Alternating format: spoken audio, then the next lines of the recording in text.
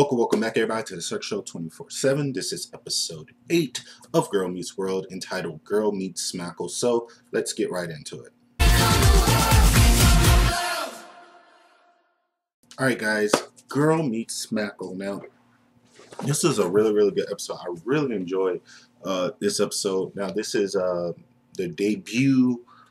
directorial debut of Ben Savage, who plays, Corey. This is his directorial debut for an episode. So with that being said, I was just really surprised. I was just really I was happy for him because he did a fantastic job with this being his first episode, and then next week's episode will obviously be Ryder Strong, who plays Sean, his first episode of being in the director's chair. So with that just being said, it's just awesome for these characters who've been with the show for forever to get a turn to give their vision of an episode. And this was a very good episode. One thing I really enjoyed about this episode, and it kind of makes sense because he was the director of this episode, was that we didn't get a lot of Corey in this episode.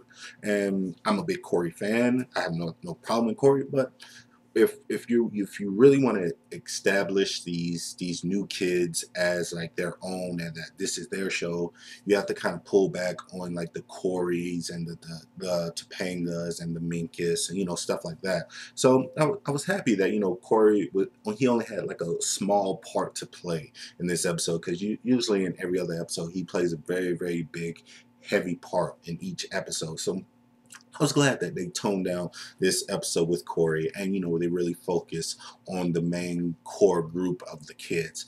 And another thing that was great about this, I think what I really like about this episode is that this was, for me, this was Lucas's coming out party, to where I can get on board with Lucas. He was probably the only character in this show so far for these past 7 episodes where I wasn't really that comfortable with him being in the role that he was in. I just felt like he was there. He was a pretty boy.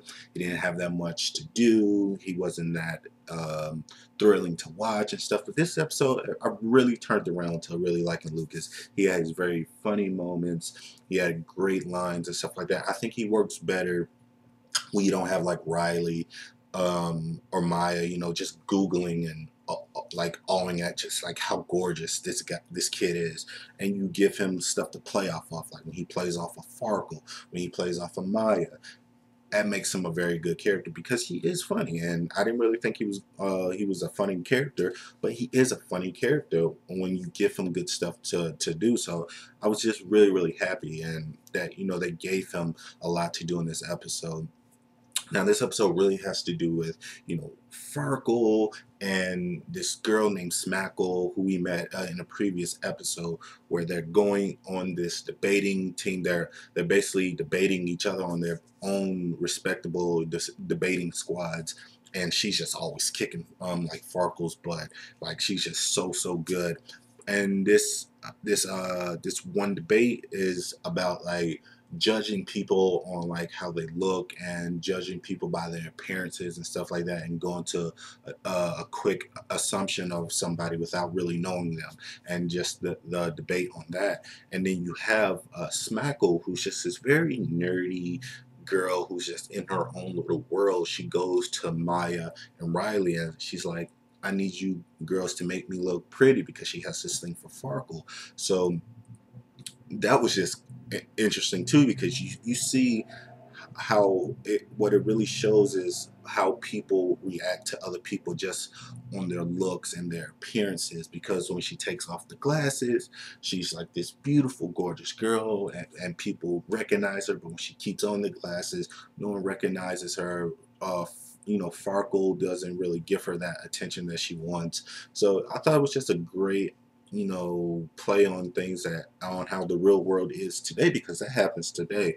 I know I was very insecure when I was a kid on how I looked, and I didn't want to wear my glasses because I was afraid that the girls wouldn't like me, and the guys would pick on me and stuff like that.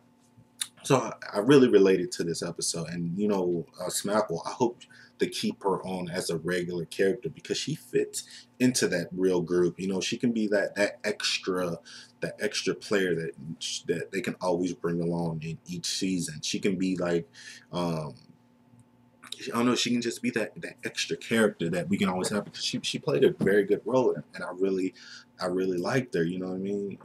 She can be like that, the Eric. Well, not she can just be that extra character who's just always around, who gives like the funny lines and stuff like that. Because I think she has it in her. So I really hope we do get to see a lot more of Smackle because I really enjoyed her, and I love the fact that she played everyone, even Lucas, and he brings that up. But yo, you actually played me for Farkle because you use me to get the Farkle. So I thought that was really cool, and I thought it was really funny because Lucas is always the one that everybody's like googling and all lovey-dovey on, but she played Lucas just to make Farkle jealous. So I thought it was a really cool way to put a spin on that. And like I said, it brought out more of Lucas because he was just surprised that it happened to him because he's not used to that. So he's like, oh, well, that's the first. So I thought that was really cool, and that was really funny. I think the highlight, though, other than like the Lucas stuff really standing out, I think one of the highlights is when Augie, he's dealing with his own issues with his love life and stuff like that. He thinks that his girl is trying to break up with him, but he ends up finding out that he's not like that. They're okay and stuff, and he's like, I had a pretty good day, and he's like, bawling his eyes out to Topanga. He's like, I thought, everyone was supposed to like stay together and, fall in love and, be together forever. And she's like, well, who gave you that idea? And he was like, you and Dad. And then she was like, I wonder how many people the idea of Corey and Topanga ruined. And I was like, this guy right here, I relate to that because I base, I love the show so much. I base all my relationships off of Corey. This is a true story too. I base all my relationships off of Corey and Topanga, and it's impossible because first of all, you have to realize that they're fictional characters, but I'm such a hardcore fan that I feel like they're real characters because I grew up with them. You know what I mean? So they're just a part of my life. So I base most of my life off of Corey and Topanga. What would Corey and Topanga do? So when she said that, I was like, she's making fun of me because this is me every day of my life.